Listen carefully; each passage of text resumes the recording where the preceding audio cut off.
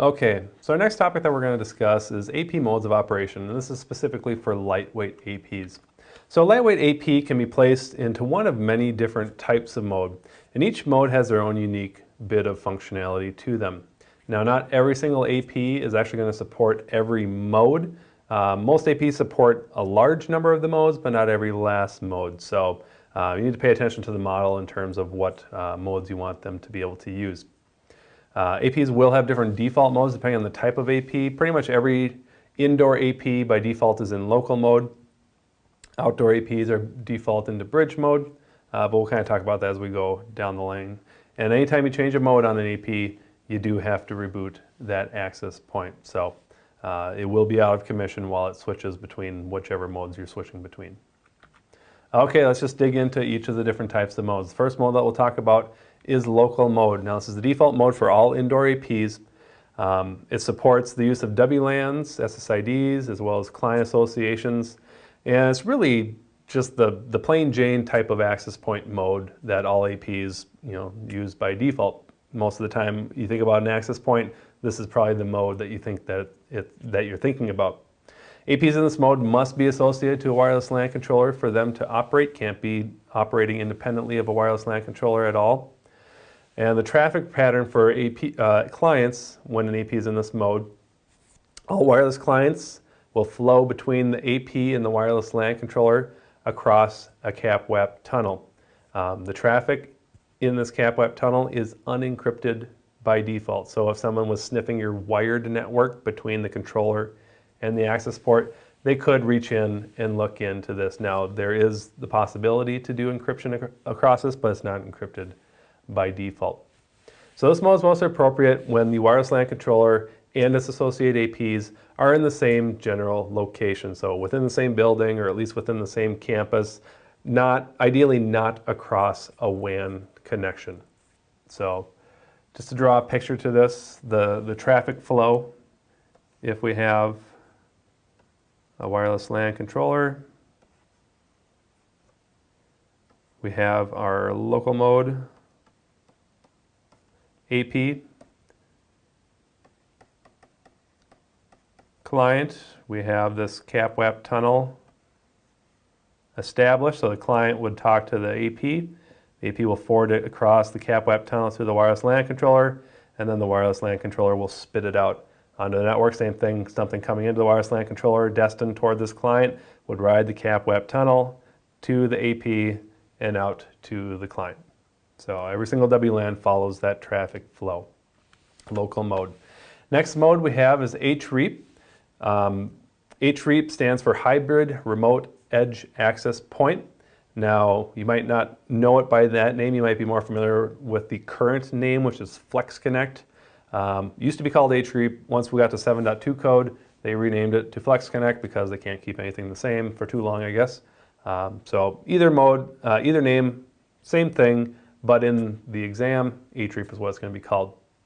So this mode is another client-serving mode, so it supports WLANs. Clients can associate up to those WLANs just like local mode could do.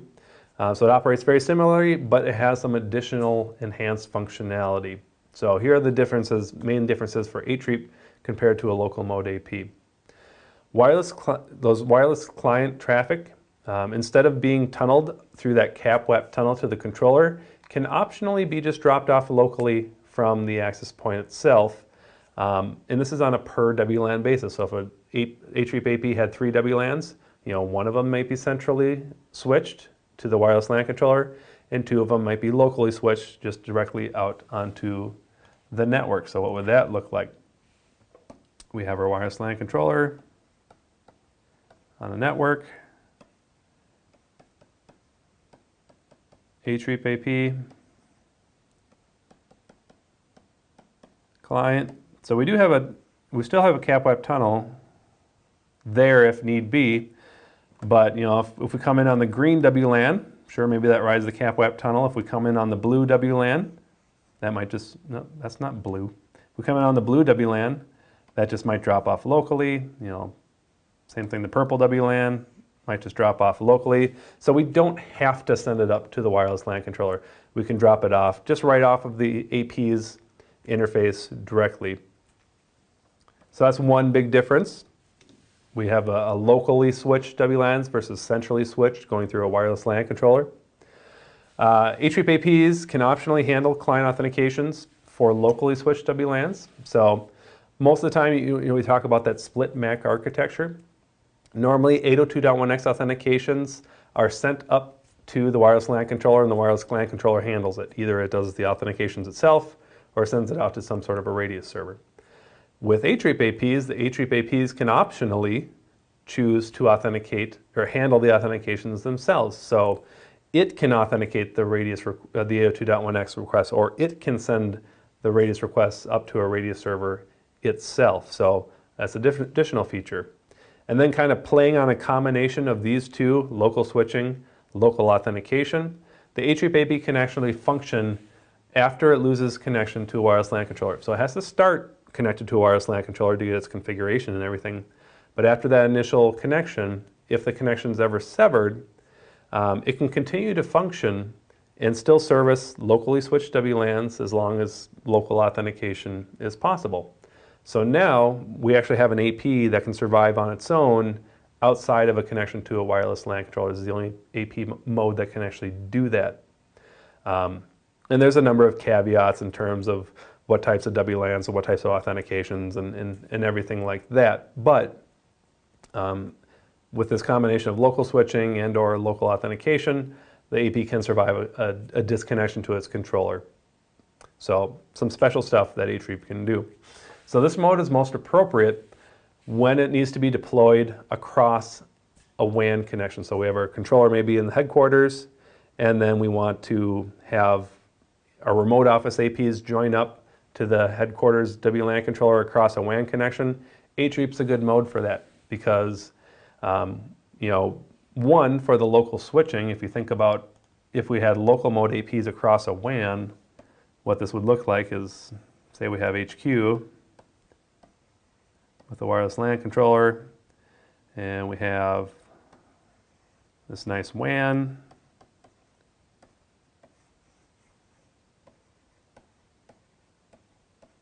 Remote, so it plugs into a switch with an AP.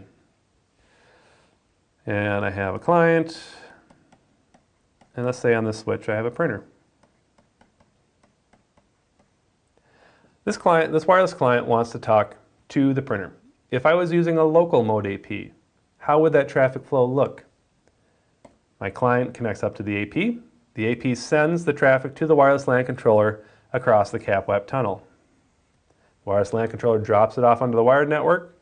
It goes across the WAN to the printer. And then the return traffic goes all the way across the WAN to the controller. From the controller across the CAPWAP tunnel to the AP to the client. So I'm traversing the WAN 2 times for every single flow of traffic. Very inefficient for someone that's on essentially the same switch that the AP is on. So if I use HREAP, I could have a WLAN that's locally switched, so the client could just talk to the AP, which drops it off on the switch and talks to the printer. Never has to traverse the WAN. So we get more efficient traffic flows anytime we have intra-site communications. And we have the ability that if this WAN goes down, this AP can continue to at least service these locally switched WLANs until the WAN comes back up. So it's a very attractive mode to use anytime we have to cross a WAN to get to our wireless LAN controller. All right, next mode that we have is Office Extend mode, or you might see it referred to as OEAP. Office Extend is really sort of a subset of HREAP mode. You actually put the AP into HREAP mode, and once it's in HREAP mode, you check a box to say this is an Office Extend AP. But it creates a little bit different behavior than just a standard HREAP AP. So it's like HREAP AP. It still services clients, so it advertises WLANs and allows client connectivity up to it. Really the defining feature of this mode is that users can create their own personal SSID on an Office Extend AP. Why in the world would we want to do that?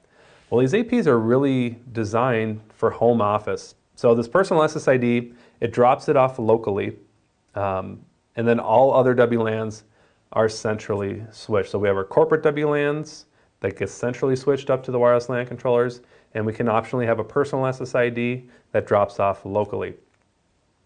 So where we would put this would be in the home office.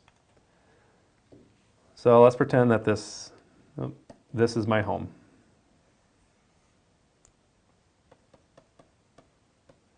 Normally in my home, I would have my AP for my home stuff, connecting up my home laptops, just drops off locally on my internet. And we have our internet.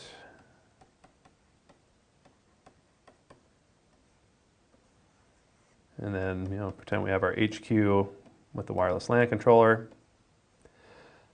And I can have an OEAP. This OEAP just joins up across the internet. That's a bad color. Across the internet to my wireless LAN controller. So my wireless LAN controller says, okay, here's the SSIDs. So I have both corporate SSIDs in my house, plus I have my own access point. Well, if I have two access points sitting right next to each other, they could possibly conflict each other if they're using the same channel for whatever reason.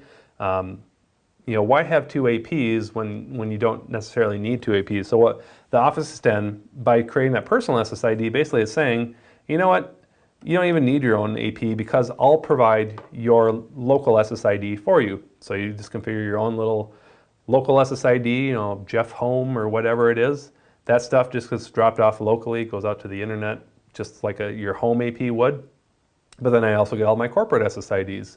And so I could be sitting at my house with my laptop connected to the corporate SSID, looks just like I'm in the office. I could have my wireless Cisco phone connected up to my Office Extend AP, and I essentially have my home office phone right there connecting up to my Office Extend AP. So it's pretty slick. It's 100% intended for home users. But one big difference from the HREAP AP is that the only SSID that can be locally switched, dropped off locally, is that personal SSID. Every other WLAN has to be centrally switched. So a few other things that are default on an Office Extend AP. Since this is meant to be establishing a connection across an internet to the wireless LAN controller, probably good to have some encryption there. So it actually encrypts the data traffic, that CAPWAP data traffic between the AP and the controller by default. Could be turned off, but you probably don't want to. It also doesn't pay attention to rogue APs because you're probably in a neighborhood that has a whole bunch of other APs that you can hear, and your corporate people don't care about the rogues in a home office AP environment. Now there is a specific model of AP purpose designed to be an Office Extend AP. It's called the OEAP 600. And that AP actually is a combination of AP plus like a 4-port switch. So not only do you have your AP that has the corporate SSIDs and a personal SSID, it actually has some switch ports on it. So some of those switch ports drop off locally. One of those, at least one of those, just depending on code versions, actually tunnels back to your controller too. So you could actually have like a Cisco desk phone plugged into this OEAP 600 on the special port, and it would tunnel that up, and now your Cisco phone can connect back up to your call managers in your corporation. And it's truly an office, a home office style setup there. So that's Office Extend AP. All right, next mode is bridge mode, which is actually mesh mode. So anytime we talk about mesh, the name of the mode that the AP is placed into is called bridge mode. This is the default mode for outdoor APs. So when you buy a 1500 whatever series outdoor AP, it should be in bridge mode by default. You can place indoor APs into bridge mode as well, though, so it works for both outdoor and indoor APs. Bridge mode is used when you need to support APs that do not have a wired connection back to your wireless LAN controller. So we kind of already talked about what a mesh design looks like, where you have a wireless LAN controller on some wired network. At least one AP is also on that wired network, and then there's other APs down here, all spread out. They don't have wired connections back to the wireless LAN controller. Either they're too far away to support a wired connection or whatever, it's just too expensive, but then they're connecting back up AP to AP until they finally make it to this AP that is connected to the wired network, which then allows them to get connections up to the wireless LAN controller. So that's when you're going to want to use mesh mode. Anytime you need AP to join a controller across a wireless link.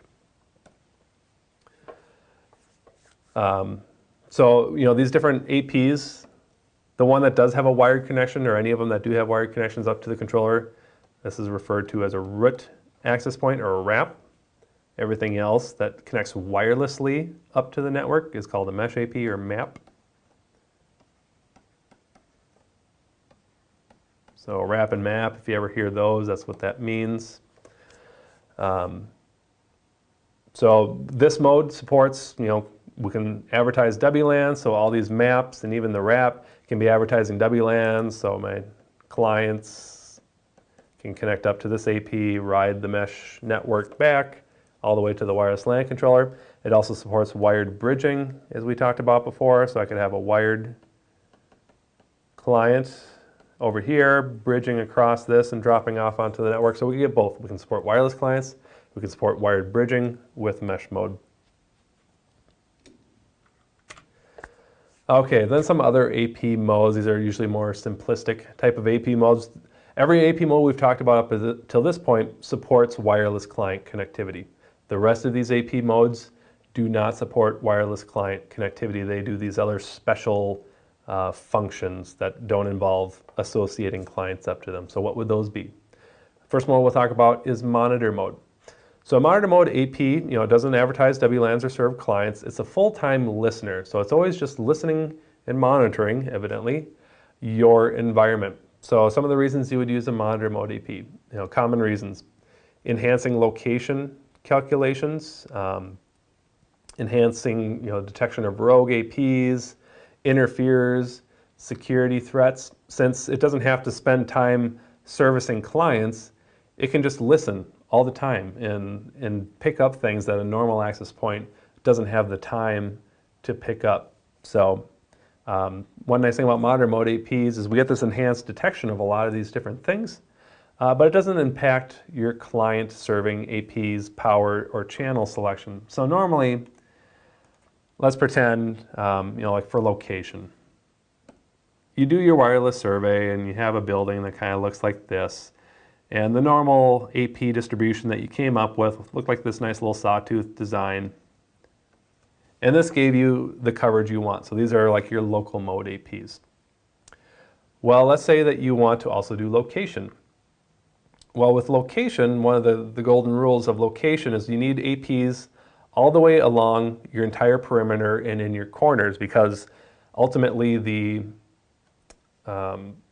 area that you get good location in is defined by the perimeter of your AP. So if this was all the APs I had for location, my perimeter looks like this, which leaves these areas bad. They're very bad areas for location calculations, because we need to sort of surround what we're trying to locate, and so we can do the triangulation calculations.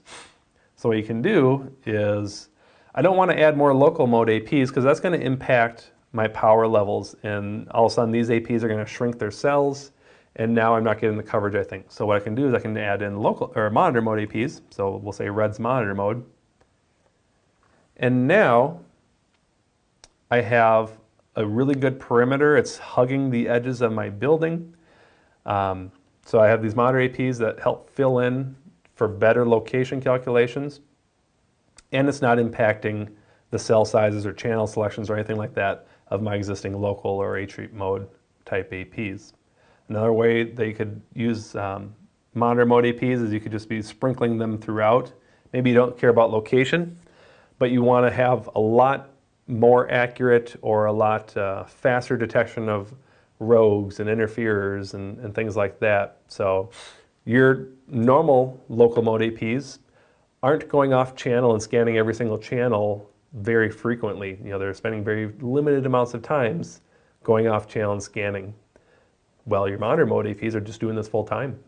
So your monitor mode APs are more likely to pick up rogues and interferers on every channel as opposed to just the channel that your local mode APs are on. So a handy mode to put your AP in, and when you start needing to get either enhanced location or enhanced detection of a lot of these different things that require scanning of channels.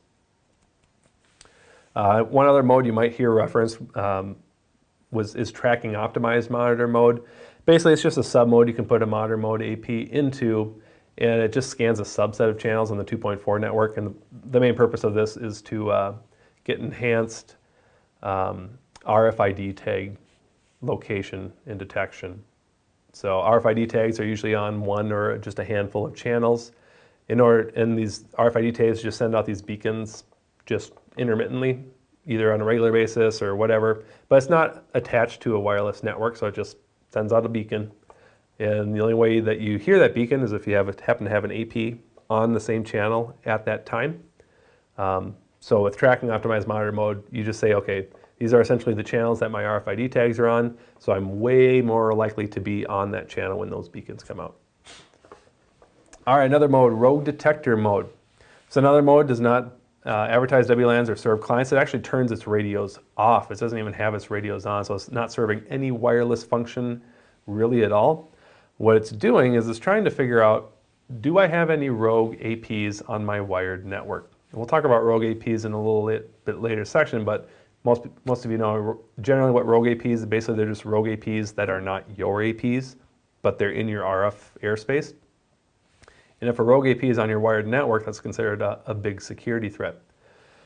So the controller keeps track of all the rogue APs as well as rogue clients, and a rogue client is just a client attached to a rogue AP.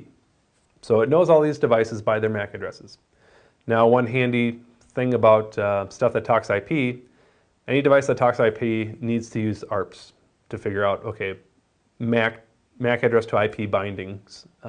So what a rogue detector AP does is it just listens on its wired interface.